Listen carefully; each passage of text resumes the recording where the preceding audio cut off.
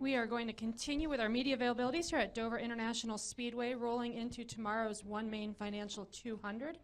We are now joined by a pair of drivers contending for the final NASCAR Xfinity Series Dash for Cash bonus of the season. We have Elliott Sadler, driver of the number One Main Financial Chevrolet, who, as you can see, has coordinated his fire suit to match the race sponsor. He also happens to be leading the point standings in the NASCAR Xfinity Series. Daniel Hemric drives the number 21 Blue Gate Bank Chevrolet and won the Dash for Cash bonus earlier this season at Bristol and is hoping to snag a second win here and a spot in the playoffs. Daniel has also moved up to 4th in the point standings. We'll just have each of you talk about racing for the Dash for Cash bonus, what it means for your teams. We'll start with you, Elliott, and then go to Daniel.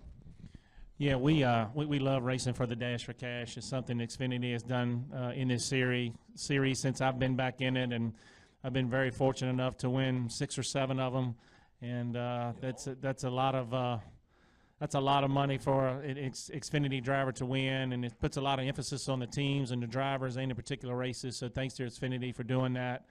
It kind of reminds me of the old no bull races from years ago. It makes it a lot of fun, and you definitely pay attention to who's in it and who you're racing against, and who do you have to beat to win the money. So thanks to Xfinity for that, and it's going to be another great weekend, and we're very proud to have One Main on board this weekend for the One Main Financial 200. They have a pile of people coming tomorrow to watch the race, and it's great weather, and it's a Dash for Cash race, so a big weekend for all of us in the Xfinity Series. A lot of extra money on the line, and we're looking forward to a good race tomorrow. Yeah, what he said. No, it sounded good.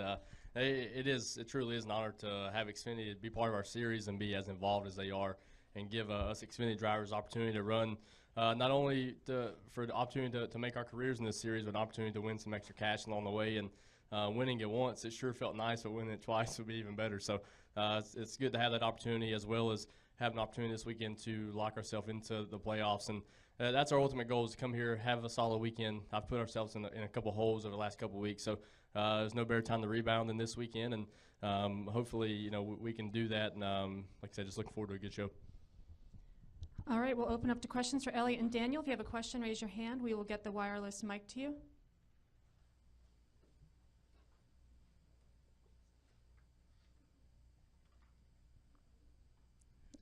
All right, gentlemen. Well, Chris.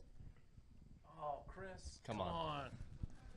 Sorry, it's not for you, Elliott. Oh, good. I'm great. Thank you. I thought I was going to lunch early. ChrisKnightCatchFence.com. Daniel, I was just wondering how Escape Delaware went last night for you at Richard Childress Racing, and what kind of things you guys do for team building exercises. Yeah, that was a ton of fun. If nobody's ever heard of the escape room, I guess it's something that's popping up all over the place. And my crew chief Danny Stockman didn't partake in the outing with our group of guys, but it probably worked out for the better. I tell you, you go in that room and you have 1 hour to escape whatever situation it is, and it's kind of like a movie set. Our particular movie set was a Spanish drug cartel. So none of us knew how to really speak Spanish. We had to unlock all these keys to get out of this room. We went into it handcuffed together, and it really was a good team building, for the fact that you're watching this clock tick away, and stress gets higher and higher every second it goes by, and it's funny to see how everybody performs differently under those situations. And I felt like it gave us a really good outing as far as knowing who was better dealing with what. We had our engineer. He was crunching the numbers to unlock the codes. I was looking up stuff and trying to be patient with finding different words in the dictionary that we unlocked throughout the deal, and everybody else kind of running around frantically doing their part. So it was fun. We just missed getting out in time. I think we were 40 seconds late on answering the bell. I didn't feel as bad once I realized only 4 groups have ever got out of that room. So the fact that we did it a little behind the schedule, but we did it, and that's what's about, sticking together. Wait a minute. What the hell is an escape room? Were you not just listening? I was, but so you pay somebody money to get handcuffed to your buddies to figure out how to get out of a room together? Yeah, you really got to. And you just missed it. Just missed it. So then you got to come back and try again. You got to try again. That's really good marketing. Yeah, exactly. All right, just checking. Yeah, escape room, ladies. Where was this at? Right here in Dover. Right, they have one in Dover. Right. Do they have one in Charlotte? Have one in Charlotte, Mooresville, Huntersville.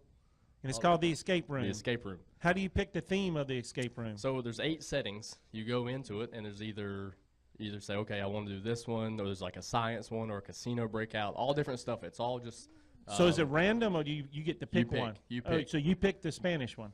I did not pick. I showed up on the spot Oh, to okay. realize what had happened, and I thought I'm in bad shape here. Very informative. Okay, I you never go. heard it. We don't have one in Emporia. But they should get one. We're going to Who's work on listening here? that. No, I'm good. Thank you. You guys go try one out. Let and us know how it is. Let me know how it works out for you. I can see 10 media people together, handcuffed together, I wish y'all could trying see to my figure phone. this out. You got to see this. Yeah. Why is everything a competition, Chris? We'll go to Pat. Zoom in on that. That's us walking into it. Practical and NASCAR.com for Elliott. Where you've been the points leader since Atlanta, is there any difference for you racing with the points cushion rather than trying to catch up? I'll be honest with you. You know, we raced this whole points thing last year, and what I learned with the chase, points don't really matter during the regular season to us as a race team. We want to try to get bonus points, run up front, learn. We don't mind trying things now this time of the season just to try to get better for the chase. But I learned last year, you know, we led the points the entire season last year, and when everything resets, it's a big slap in the face, man. It's, you know, it's cool sitting at home when I was watching the Cup guys do it. And I was like, oh, they're resetting everybody. It's cool. It's going to start the chase. Everybody's in square one. But when it happens to you, when they take 70 points from you, it's like, hey, man, this is not funny anymore. So from a point side, yeah, it's cool to lead the points. Somebody gave me a stat the other day. Since I've been driving for Junior Motorsports, we've been in the points leads almost 70% of the races we've been in together, which is pretty astronomical. That's pretty cool. But on the flip side of that, they're going to reset everything anyway when, you know, when the playoffs start. So, you know, our job this weekend is try to win the money. You know, Xfinity's bringing a bunch of money. We want to try to win it, and that's our goal this weekend. If we got to take chances or be aggressive, whether we lose a couple points because we run out of fuel or whatever happens, then, you know, we'll do that. But we're here to try to win the money this weekend. Anything else? All right, gentlemen, we'll let you escape this room. Yeah, you got to check it out. Escape room. Just in time.